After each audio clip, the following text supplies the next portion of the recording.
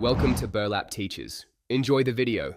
You start by cutting power at the breaker and confirming 0 voltage with a tester. Safety first.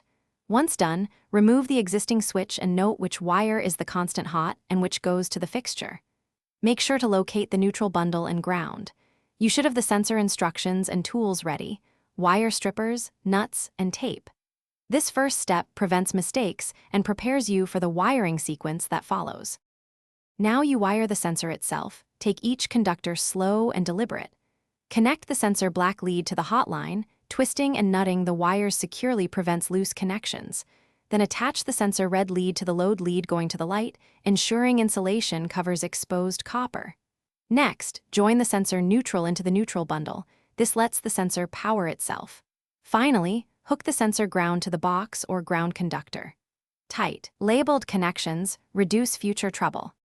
With wiring complete, you turn the breaker back on and watch the sensor initialize. The light should activate with motion. If it doesn't, switch power off and recheck line versus load. A swapped hot will prevent operation. Once it works, adjust sensitivity and time delay settings to balance false triggers and coverage. Test at a few distances. Make sure all screws are tightened and the faceplate is secure. If you see flicker, verify neutral.